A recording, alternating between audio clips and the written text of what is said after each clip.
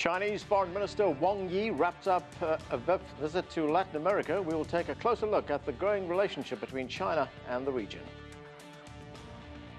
Hello, I'm Arden Naidu and this is The Heat.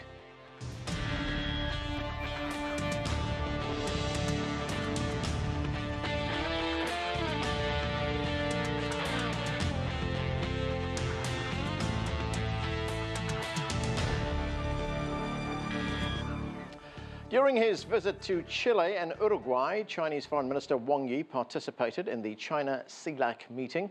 The group, encompassing Latin America and the Caribbean, discussed cooperation between the two sides of the world. And in a show of importance of the region to China, President Xi Jinping wrote a letter calling on Latin America and the Caribbean countries to actively participate in the Belt and Road Initiative.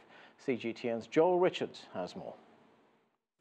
At this tech company in the Uruguayan capital of Montevideo, 10 teams of programmers are working on web and mobile apps for clients in the United States. UruIT is one of the country's top software development companies. Well, I think one of the biggest advantages that Uruguay has is its people. There are a lot of great professionals, and obviously everybody, like the English speakers are vast, so we don't have any troubles working with the U.S. Like culturally, we're very similar. And of course, the time zone is very important because we're just like around 2-hour difference from New York and Miami. So that makes a big difference. The service sector is one of the many expanding areas of this country's economy. As Uruguay and China celebrate 30 years of diplomatic relations this year, Foreign Minister Wang Yi's official visit signals growing relations, not only with Uruguay, but with the region as a whole. Before landing here, Wang attended the China-CELAC forum in Chile. Both sides spoke of increasing trade and investment, as well as major infrastructure projects.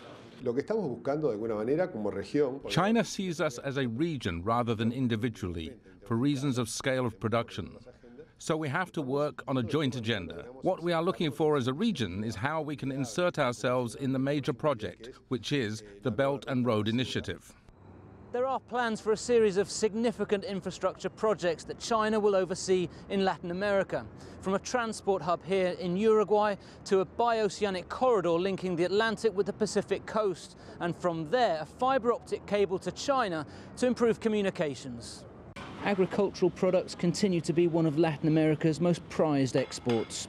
Uruguayan trader Daniel Castiglione exports beef to China, where he's lived for 5 years. He says in that time, there's been a 150% increase in consumption of beef in China. China has a lot of things, but they need a lot of things that Latin America has here. On the other side, these big projects that China has of developing all around the world, like projects like the Belt and Road, Latin America needs, let's say, the investments that China has and wants to do all around the world. We need them here in Latin America, so it's a perfect match. According to the Economic Commission for Latin America and the Caribbean, exports to China were on pace to grow 23% for 2017. Both sides made it clear they expect that partnership to continue. Joel Richards, CGTN in Montevideo.